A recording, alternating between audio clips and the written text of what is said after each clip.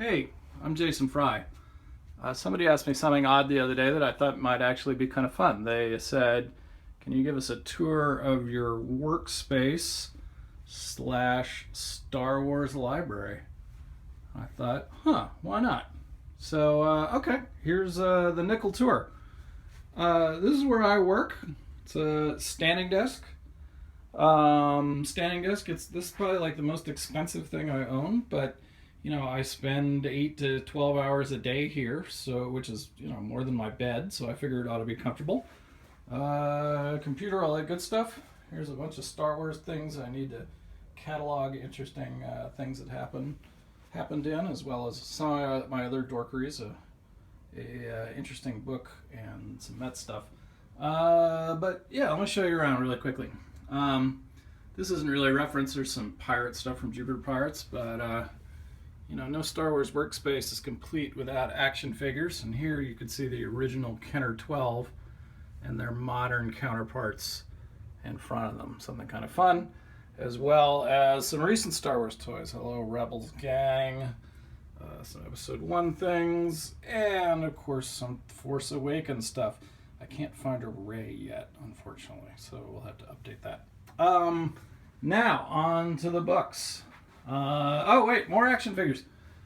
Here we go, kind of row by row. Episode 1. Boy, does that need dusting. That's kind of sad. Episode 2. Clone Wars, mostly realistic figures now. Episode 3. I love those Macquarie concept figures, so they get a shelf. Here's Episode 4, dramatically underlit. Hi, Luke and Leia. Hi, guys. Episode 5, and of course Episode 6. Maybe we'll get around to doing some TFA guys up here. Then Star Wars stuff. Lots and lots and lots of paperbacks. I try to keep them in chronological order so I don't go crazy. The Han Solo books. Here's something I really love. It's Star Wars, but it's the edition before the movie tie-in. I love this because it doesn't have the logo or anything like that. It's just a story, and I think a pretty good one. More Star Wars books, etc. Here's some of the YA ones. Rebel Force, Last of the Jedi, Jedi Apprentice series that I really loved, etc. Full run of the adventure journals, books I use all the time here, the radio dramatizations and the screenplays. All this stuff are actually author copies, including a bunch of Jupiter Pirates things that I need to find homes for. Second part of the library, over here, you can see I'm running out of shelf space. I got to figure out how to solve that, but let's take a look. We have back here in the Darkness Galaxy of Fear, some other stuff. Star Wars Adventures, full line of the Star Wars missions things, which were unbelievably difficult to track down. The sketchbooks, game books that come into play a lot. Some Dark Horse trades, etc. Manga. This is kind of funny. These are my original from when I was a kid. I did a book. Let's see if you can see that a little better. I made my own book, guide to this Marvel Comics adaptation of the original Star Wars. I kept this updated every single month. There's summaries, notes, fantastic. What was that? Oh, Screams in the Void with Shira Fry. That was pretty fantastic. What else do we have here? Some D&D stuff. Clone Wars visual guys. It was written by some fool. Some old Star Wars gamers. Trade paperbacks, of course. Can't live without those.